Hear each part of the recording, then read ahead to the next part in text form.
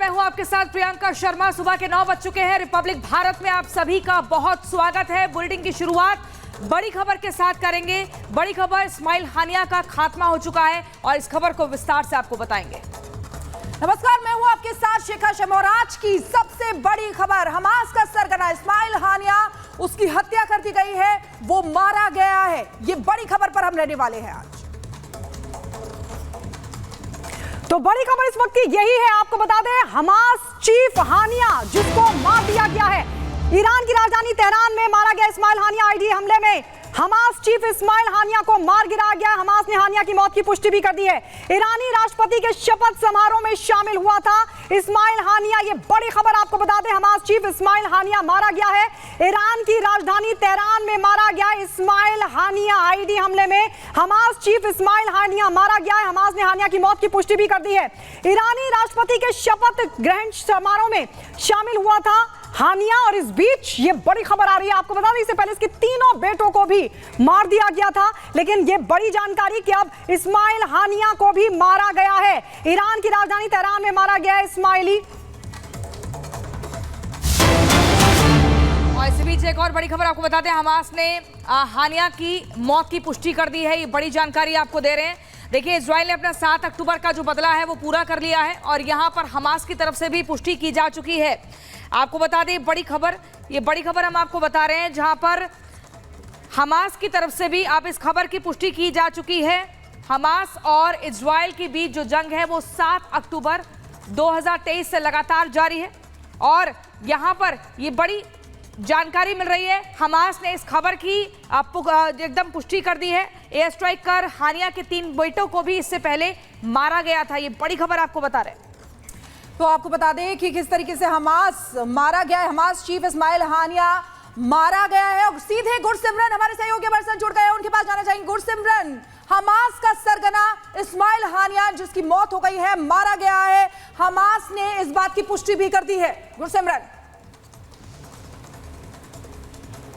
देखिए, ये एक बड़ी क्षति है हमास के लिए कि इस्माइल हानिया का मारा जाना, क्योंकि पॉलिटिकल ब्यूरो की अगर बात की जाए तो वो पूरा पॉलिटिकल ब्यूरो इस्माइल हानिया ही संभालता था और जो एक पॉलिटिकल बैकिंग कहा जाए, चाहे बाकी देशों से कहा जाए, ग्रुप से कहा जाए, ईरान से जो सपोर्ट मिलता था, लेबनान से जो सपोर्ट मिलता था, हिजबुल्लाह के साथ जो लगातार बातचीत जारी थी, उसमें एक बड़ा सूत्रधार का काम जो है इस्माइल हानिया कर रहा था। इस्माइल हानिया का माना जाना आप इस तरह से देखिए कि अब पॉलिटिकल विंग जो है हमास का, जो कि राजनीतिक तरीके से बातचीत करता है, दूसरे देशों तक आउटरीच करता है, चाहे वो रूस तक पहुंचने की बात हो या फिर इजिप्ट तक पहुंचने की बात हो, जॉर्डन का सहयोग लेने की बात हो। इस 7 अक्टूबर के बाद जो इजराइल की तरफ से जंग छेड़ी गई थी हमास के खिलाफ, उसमें अगर हमास को कहीं ना कहीं सहयोग मिला है तो उसमें एक बड़ी भूमिका जो है वो इस्माइल हानिया ने निभाई थी। लेकिन अब उसका मारे जाना हमास के लिए कहीं ना कहीं एक युग का अंत आप मानिए और पॉलिटिकल ब्यूरो की एक्टिविटीज, जो पूरी गतिविधियां हैं वो खत्म हो गई हैं। लेकिन इसको 2 तरह से देखा जाना चाहिए, क्योंकि हमास के पास खोने के लिए कुछ नहीं बचा, उनका सबसे बड़ा लीडर मारा जा चुका है।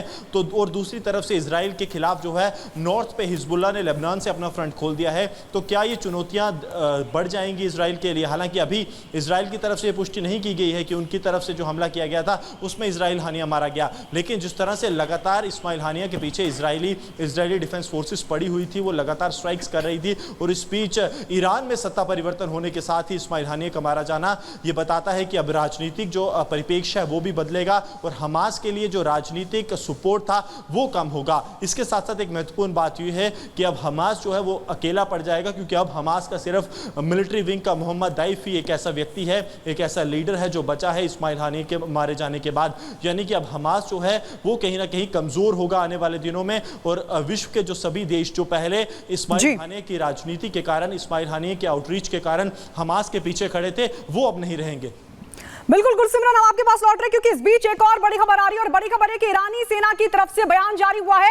आज सुबह किया गया हमला, ये IRGC की तरफ से कहा गया है। हम घटना की जांच कर रहे हैं। IRGC की तरफ से बयान जारी किया गया है और उसने साफ तौर पर बताया कि आज सुबह ही हमला हुआ है, हम घटना की जांच कर रहे हैं, ये कहना है IRGC यानी इस्लामिक रिवॉल्यूशनरी गार्ड कॉर्प्स की तरफ से ये सब कुछ कहा गया। हमारे साथ गुरसिमरन लगातार बने हुए, लेकिन गुरसिमरन, ये हमला किसकी तरफ से हुआ? ईरान की राजधानी तेहरान में रह रहा था इस्माइल हानिया, वहां पर उस पर हमला होता है, इसके पीछे कौन बताया जा रहा है? क्योंकि नेतन्याहू ने कसम खाई थी कि हमास का अंत होगा बहुत जल्द।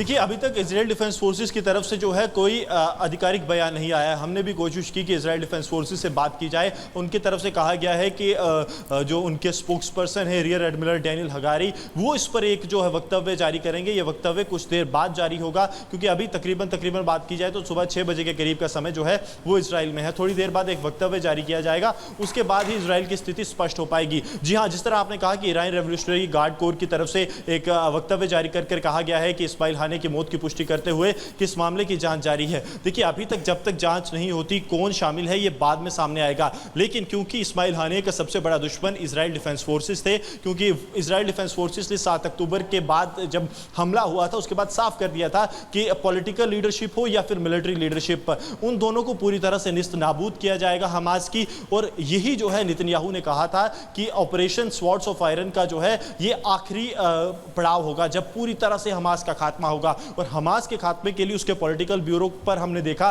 कि लगातार स्ट्राइक की गई। ये पहली स्ट्राइक नहीं है, लेबनान में भी हमने देखा कि इजराइल के पॉलिटिकल ब्यूरो जब शिफ्ट कर रहा था तब वहां पर स्ट्राइक की गई। उसके बाद तेहरान में कई स्ट्राइक्स की गई। हालांकि इस्माइल हानिया आज से पहले बचता आया, लेकिन एकाएक इसे आप ऐसा मत देखिए कि सिर्फ इजराइल की तरफ से स्ट्राइक की गई और इस्माइल हानिया मारा गया। इसमें एक चीज और देखने वाली है कि ईरान में जो है सत्ता परिवर्तन होता है और सत्ता परिवर्तन होने के साथ ही इस्माइल हानिया मारा जाता है। तो क्या जो ईरान की पॉलिसी है उसमें भी कुछ बदलाव आया है, जिसकी वजह से इस्माइल हानिया जो अपने आप को तेहरान में जो है पूरा सुरक्षित मानता था, वो एक आईडी ब्लास्ट में मारा जाता है और अपने बॉडीगार्ड्स के साथ। और अभी तक तकरीबन 3 से 4 घंटे जो हैं वो इस हादसे को हो चुके हैं, इस आईडी स्ट्राइक को हो चुके हैं जिसमें इस्माइल हानिया मारा गया। ना ही अभी इजराइल की तरफ से कोई वक्तव्य जारी किया गया है और ना ही अभी हमास की तरफ से कहा गया है कि इजराइल की स्ट्राइक में इस्माइल हानिया मारा गया है। तो ये देखना काफी दिलचस्प होगा कि अब इसकी जिम्मेवारी जो है वो कौन लेता है, क्योंकि इजराइल जो कि एक और फ्रंट पर अब भीषण युद्ध की तैयारी कर रहा है हिजबुल्लाह के साथ लेबनान में, क्या वो एक और फ्रंट खोलेगा या फिर ये जो है अननोन जिसे कहा जा रहा है कि किसी अज्ञात व्यक्ति की तरफ से आईडी अटैक किया गया, वो अज्ञात हमेशा ही अज्ञात रहेगा। बिल्कुल गुरसिमरन, बहुत ही महत्वपूर्ण जानकारी आप दे रहे हैं। लेकिन गुरसिमरन, जिस तरीके से ईरान की जो IRGC वो है संगठन है, वहां से जानकारी मिल रही है कि जिस घर में रुका हुआ था इस्माइल हानिया, उस घर पर अटैक किया गया है, जिसके साथ साथ उसके एक बॉडीगार्ड की भी मौत हो चुकी है। क्या इस खबर की पुष्टि हो चुकी है या सिर्फ अभी कयास लगाए जा रहे हैं? देखिए, 2-3 जगह से इसकी पुष्टि हुई है। हमास का जो है आधिकारिक तौर पर हमास ने कुछ आउटलेट्स को एक वक्तव्य जारी कर ये माना है कि इस्माइल हानिया की मौत हो गई है। उसके साथ साथ ईरान रेवोल्यूशनरी गार्ड कोर की तरफ से एक आधिकारिक वक्तव्य जारी किया गया है। तो आप ये मानिए कि इसकी आधिकारिक पुष्टि अब हो चुकी है। अब इसमें कोई भी संशय नहीं है कि इस्माइल हानिया की मौत हुई है और ये एक आईडी अटैक है। इस बात की पुष्टि भी जो है वो हो रही है। लेकिन सबसे महत्वपूर्ण बात और सबसे बड़ा सवाल अभी भी वही है, इस्माइल हानिया मारा गया, लेकिन आखिरकार किसने इस्माइल हानिया को मारा? और इस्माइल हानिया जो कि तेहरान को अपना किला मानता था, उसके किले में जो है किसने किस किले को भेदा है, ये सबसे बड़ा सवाल है। क्योंकि इजराइल तकरीबन आप देखिए 9 महीने से लगातार प्रयास कर रहा था। 7 अक्टूबर के बाद जब प्राइम मिनिस्टर ऑफिस के बाहर से सबसे पहला वीडियो जारी किया गया था बेंजामिन नेतन्याहू की तरफ से, उसमें कहा गया था कि हमास को पूरी तरह से निस्त नाबूद कर देंगे, चाहे वो पॉलिटिकल ब्यूरो हो या मिलिट्री ब्यूरो। मिलिट्री ब्यूरो पे काफी स्ट्राइक्स की गई। मोहम्मद दाइफ बताया जाता है कि कई बार जो है वो बड़ी मुश्किल से बचा।